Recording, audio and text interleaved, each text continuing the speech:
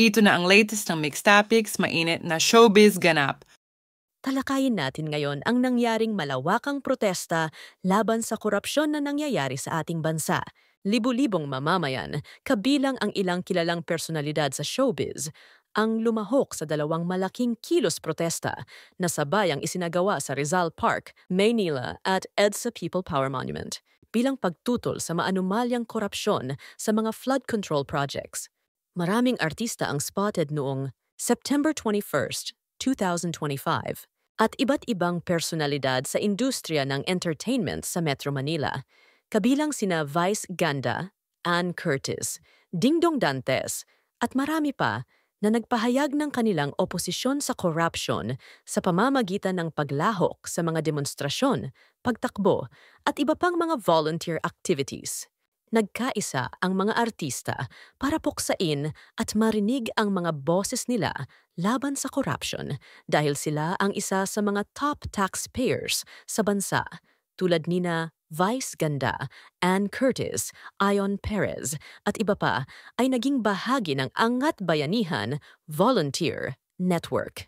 Sa Makati naman, nagsuot ng itim na damit na may mga islogan sina Dingdong Dantes, Kim Atienza, kasama din nila sa running na sina Benjamin Alves, Gerald Napolis at Kim Molina.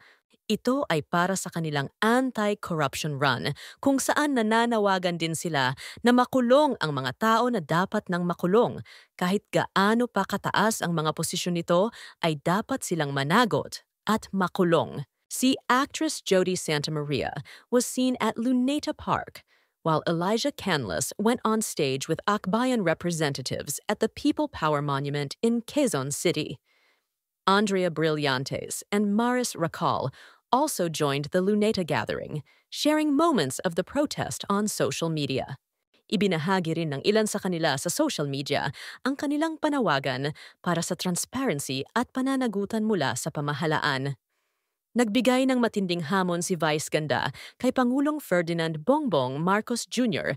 sa trillion peso march sa People Power Monument noong linggo, September 21st, 2025, na hinihimok ang Pangulo ng Bansa na gumawa ng mapagpasyang aksyon laban sa katiwalian at ipakulong ang mga tiwaling opisyal. Ito ang speech ni Vice Ganda.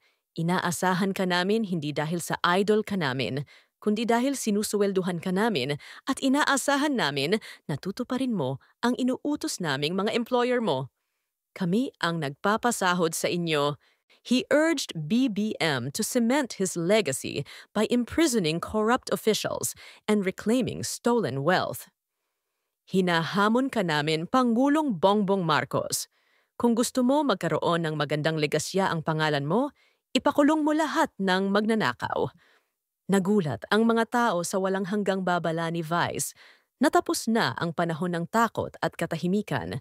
Tapos na ang panahon na natatakot tayo sa gobyerno. Takutin natin ang gobyerno dahil ang kapangyarihan nasa sa atin, wala sa kanila. Nanawagan si Vice na isa sa nangungunang celebrity taxpayers sa bansa para sa walang humpay na paghahangad ng hustisya, hindi lang para sa ngayon, kundi hanggang sa ang bawat tiwaling corrupt ay managot.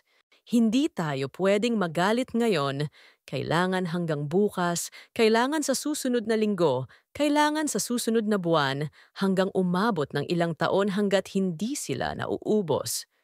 Dapat patayin ang mga corrupt na magnanakaw.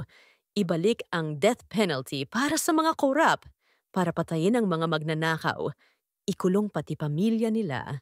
Dahil sa mga pahayag na ito ni Vice Ganda, may komento naman ang isang Katolikong pari at hindi siya sang-ayon sa kagustuhan at sinisigaw ni Vice Ganda patungkol sa death penalty. Sensitibong usapin ito at marami ang nagsasabing mga mahihirap lamang ang magsasuffer kung ipapatupad muli ito dahil ayon sa mga netizens na walang hustisya para sa mga mahihirap at ang mga mayayaman lamang ang kayang magbayad ng mga abogado para depensahan sila, kahit na sila ay nagkasala at kayang manipulahin ang gobyerno at ang hustisya. Ano ang masasabi nyo sa usaping ito?